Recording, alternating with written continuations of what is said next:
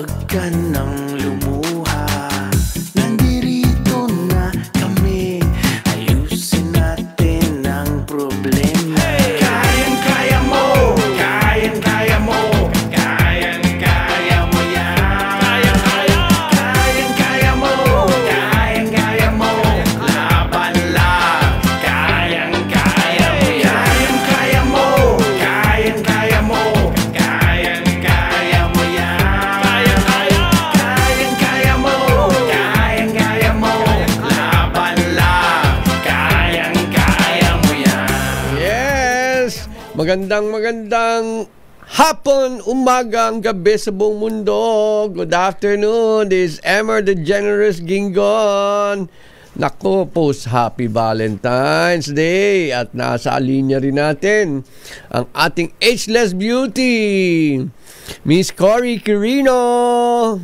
Kahapon po mga kababayan at Happy Valentine's Day sa ating lahat. Wow. At hindi lamang para sa merong boyfriend or asawa, pati na rin sa mga single parents, sa mga single forever, at sa mga perennial bachelors. Yeah. Happy Valentine's Day din sa ating lahat. Wow. Ang saya-saya ng celebration Tama na natin. rin ako dyan sa single. Ah, talaga? Happy single. Talaga ikaw naman napakaraming mong tinulong at nagmamahal sa iyo. Ang dami-dami niyan. Ako, alam mo naman mga mission mo. Kailangan gamitin ang buhay natin. Yes. Diba? That's right. That's love. Ang paraan. Talaga. Ay, naku, ang saya-saya natin kagabi, no? Congratulations. Medyo... Congratulations kay Randy Santiago sa kanyang Valentine Dinner Concert Yes. sa CWC Design Center sa Makati. Naku. Very successful event. In fact, sold out. Actually, overflowing. Talaga. Congratulations, Red. Oy, nako. Kuya Randy. Ay, nako, daming shows ni Kuya Randy. Talaga, ang blessing talaga umaapaw sa inyo, ano? At tulad mo, nanalo ka daw, ma'am, ng top 50. Ano ba yun? Top 50 global something? Ano ba yun? Biro mo, nakalimutan ko. Alam ko namang ayaw sabihin. Ngayon ko lang sasabihin. Maraming salamat sa Rising Tigers Magazine.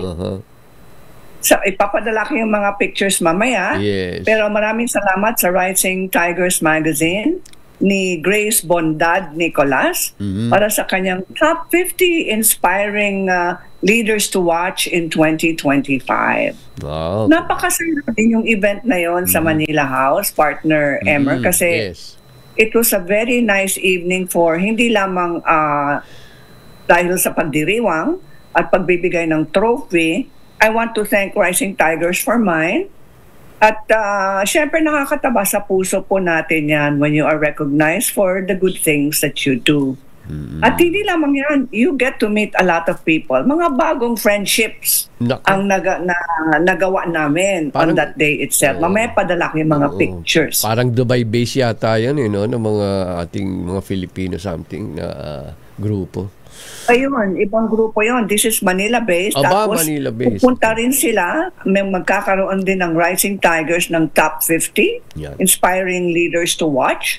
Sa bawat major center kung saan marami o malaki ang Filipino community. Yan.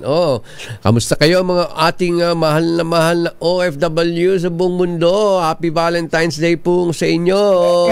Alam, nagmamahal tayo maski na wala kayo dito. Ang pamilya nyo ay nariyan para talaga ang kalinga nyo. Salamat po sa inyong pagtatrabaho kahit mahirap. Kaya natin yan. Kaya mo yan. Yan. Tulad na ngayon ito. Ang DAR News natin, ang Department of Agrarian Reform News natin, meron silang Vista Project na palalakasin ang kabuhayan ng mga magsasaka sa Luzon at Mindanao. Inaasahang mapapabuti ang katayuang pang-ekonomiya ng mga magsasaka sa CAR, Cordillera Administrative Region sa Luzon at Region 12 sa Mindanao sa pamamagitan ng pagpapatupad ng pagsasagawa ng VISTA. Ano ba yung VISTA? Value Chain Innovation for Sustainable Transformation in Agrarian Reform Communities Project ng DAR. Yun. Ang VISTA Project ay isang inisyatiba na naglalayong suportahan ng mga komunidad sa kanayunan, dagdagan ang seguridad sa pagkain, food security, at protektahan at pagyamanin ang mga natural na ekosistema sa mga may hinang lugar sa kabundukan. Yun. Palalakasin nito ang mga inclusive value chain sa pamamagitan ng pagtataguyod ng konserbasyon ng lupa, napapanatiliing paggamit ng mga likas na yaman at mga climate resilient na pamamaraan sa pagsasaka.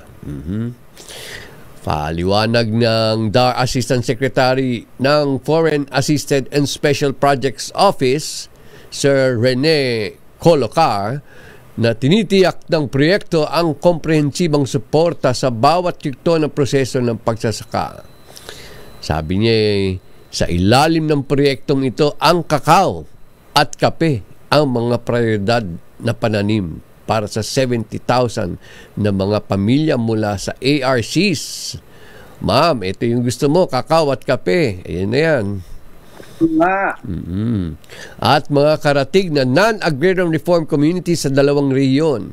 Isusulong din natin ang sari-saring pagsasaka upang bigyan daan ng mga magsasaka na magpapatuloy sa pag-aani at kumita habang hinihintay ang ani mula sa pangunahing pananim. Ibinahagi ni Colocar na ang Vista Project ay inangkop upang matugunan ang mga partikular na pangailangan ng mga magsasaka sa mga target na lugar. Magbibigay ito ng mga kinakailangan makinarya sa pagsasaka, kagamitan at mahalagang proyekto sa painfrastruktura tulad ng farm-to-market roads, irrigation at mga pasilidad para sa post-harvest na layong mapabuti ang produktibidad at access sa merkado.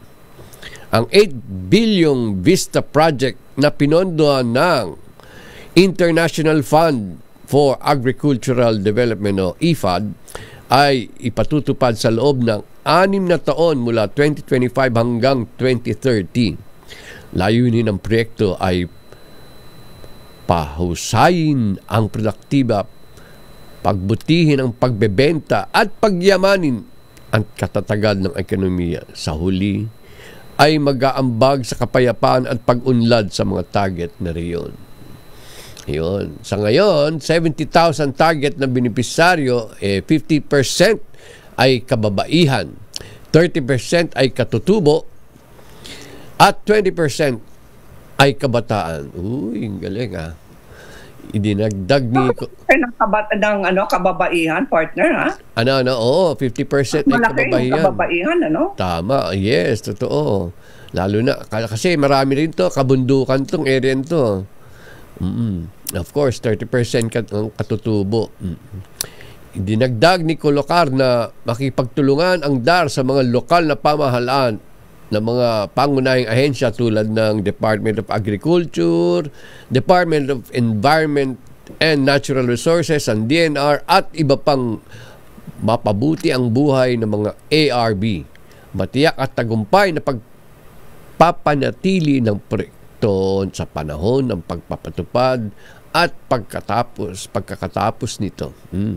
Ang proyektong ito ay sa pamuno ni DAR Secretary Conrado Estrella. Yun. Sa direktibo ni Pangulong Bongbong Marcos upang paunlarin ang mga magsasaka at itaas ang kalidad ng buhay sa mga komunidad sa kanayunan. Yun. Congratulations na nagbilin sa atin ng mga nagawa na nilang proyekto. Si Secretary Conrad, congratulations again. Okay. Ma'am Cory, it's 4:20. Mamaya po. Time na ba? Oo. Break time muna. Magbe-break tayo. Mamaya yung beautiful eyes natin after happy, healthy, at iba pa. Diyan lang kayo.